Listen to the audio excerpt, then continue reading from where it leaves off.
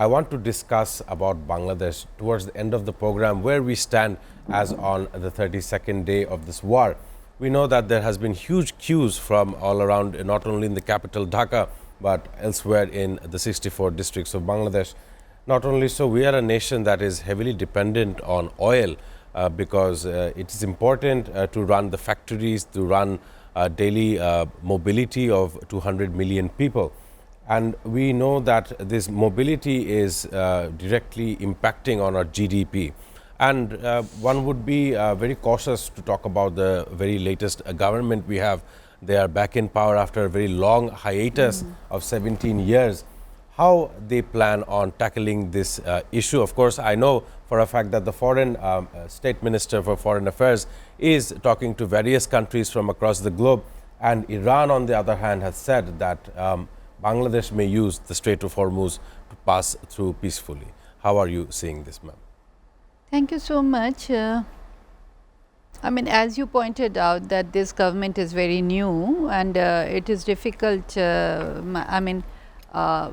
When it took over power, it had its hands full. It's Right. not that it was an easy situation that it found itself in, not only politically, socially, economically, and on the top of it, we had Eid also. Right, I mean, a when they said it's not only holiday, it's also, you know, festivals. So you have to give Eid bonuses and all those things. So those things are there, and Ramadan, all those celebrations were there. So I mean, in a way, festivals are good because it puts the lid on the problems. Right. But at the same time, when the holiday is over, you face the reality. Till now, I haven't seen any clear as such, you know, like plan what we are going to do about it, and long queues are there. I think you have to deal with this at two levels. At the domestic level, we have these strong syndicates. Right. So if it is important that the government cracks at those syndicates. That is very important. And also, I think people do panic buying. You know, they store up. I have seen, you know, literally seen people, they carry jerry cans to buy petrols. Right. And hoard it in their house. I mean, this is something our citizens should understand, that this is an emergency situation. And they should not be doing They should not be doing it. And they should, like, there are different ways. Government has already, I think, issued a statement that one should go online. So academic institutions, schools, they can go online. And that strain on that dependence would be removed. Yes, and you know, to use public transport, the government made that statement. But using public transport, before, you know, one starts using the public transport, one has to understand that the public buses that ply on the streets, they are not in a condition where people can really get in. Right. Particularly for women and children, it is very hazardous. So yes, so these infrastructures government need to take care of. I mean, not only for emergency situations like this. I think Dhaka city and Bangladesh would be much more livable if the public transport system could be made at least, you know, like something which people can usable. If you look at Pakistan, if you look at India, even Nepal, their public transport systems are very good. But our public transport system is very bad. Again, I am saying because we have these syndicates, and corruption is there at all levels. These have to be cracked. I mean, this is something that the government need to address at the domestic level.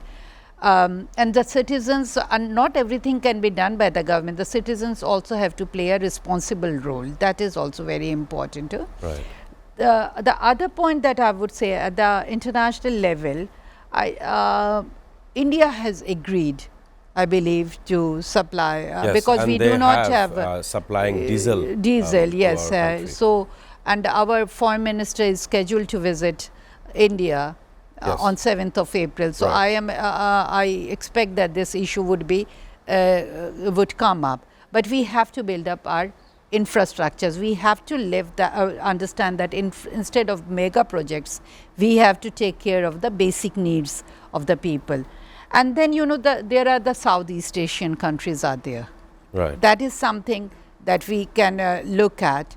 Asian countries are there, Japan is there. So, one has to explore the different possibilities. And we have, I mean, Iran has has said that it would allow Bangladeshi ships to go. But if important question that we were discussing is that even if we have that kind of infrastructure to go and get that back, if not, then maybe we'll have to request other countries, you know, and use our flag for that or something like that. But these are expensive long-term ventures. But I think the interventions have to be made at